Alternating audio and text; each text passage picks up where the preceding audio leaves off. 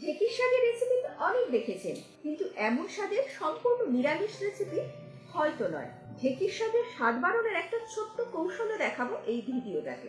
তাহলে চলুন রান্নাটা শুরু করি। এই রান্নার জন্য একদম ফ্রেশ ঢেঁকির শাক কিন্তু লাগবেই। শাকের আগা থেকে নরম নরম পাতা আর ডাঁটিগুলো কিন্তু নেব। ডাঁটির যে শক্ত অংশগুলো নিচের দিকে সেগুলো ফেলে দেব।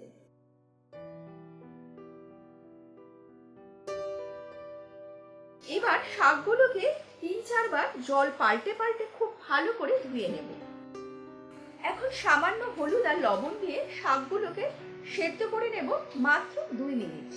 বেশি সেদ্ধ করবেন না, তাতে শাকের রং আর স্বাদ দুটোই নষ্ট হয়ে যাবে। 2 মিনিট পর গ্যাস বন্ধ করে জলটা সম্পূর্ণ ঝরিয়ে ঠান্ডা জলে সম্পূর্ণ ধুয়ে নিতে হবে। এবার একটা গরম শুকনো কড়াইতে খানিকটা সাদা তিল হালকা লাল করে ভেজে তুলে নেব। গ্যাসের আঁচ একদম মৃদু রাখবো। একই গরম কড়াইতে 4টে শুকনো লঙ্কাও ভেজে তুলে নেব। কড়াইটা যেহেতু প্রচন্ড গরম, তাই গ্যাসের আঁচ বন্ধ করে দেব। সামান্য রাঁধুনি একদম হালকা করে ভেজে নেব। রাঁধুনি অতিরিক্ত ভাজবেন না, তাহলে কিন্তু তেতো হয়ে যাবে। আবার গ্যাসের ফ্লেম অন করে কড়াইটাকে গরম করে দেব নারকেল কোড়া। একদম মৃদু আঁচে ভাজবো যতক্ষণ না হালকা লাল আর ঝুরঝুরে হচ্ছে, তবে ক্রমাগত কিন্তু নেড়ে যেতে হবে। সেদ্ধ ঢেঁকির শাকগুলো থেকে যতদূর সম্ভব জলটা ফেলে একটা মিক্সির পাত্রে নিয়ে নেব। এর মধ্যে দেব ভাজা তিল অর্ধেকের বেশি পরিমাণে, আর বাদ বাকিটা রেখে দেব।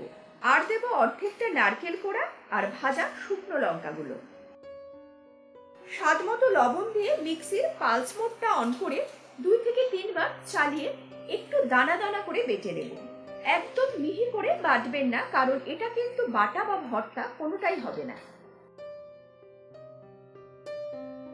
এবার গরম সর্ষের তেলে ঢেঁকির শাকটা দিয়ে গ্যাসের আঁচ একদম মৃদু রেখে রান্নাটা করব।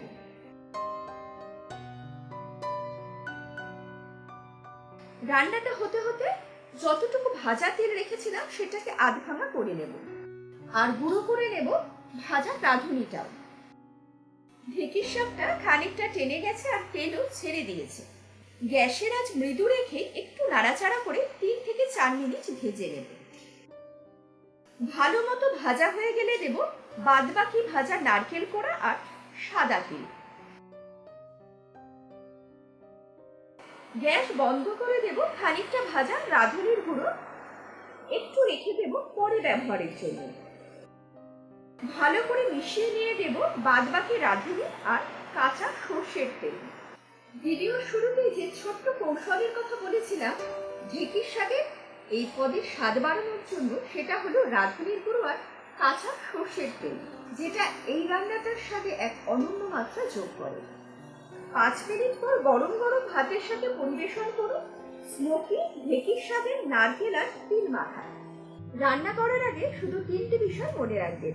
ঢেঁকির শাক বেশি সেদ্ধ করবেন না, তিল লঙ্কা হালকা ভেজে নিন, আর শেষে অল্প রাঁধুনি গুঁড়ো ও কাঁচা সর্ষের তেল দিতে একদম ভুলবেন না।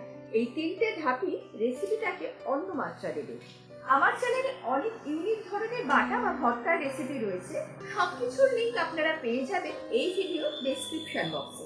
রেসিপিটা যদি ভালো লেগে থাকে তাহলে একটা লাইক দিয়ে শেয়ার করে আর সাবস্ক্রাইব করে আমার পাশে থাকবেন। তাহলে চলে সকলে ভালো থাকবেন, সুস্থ থাকবেন। শুভরাত্রি।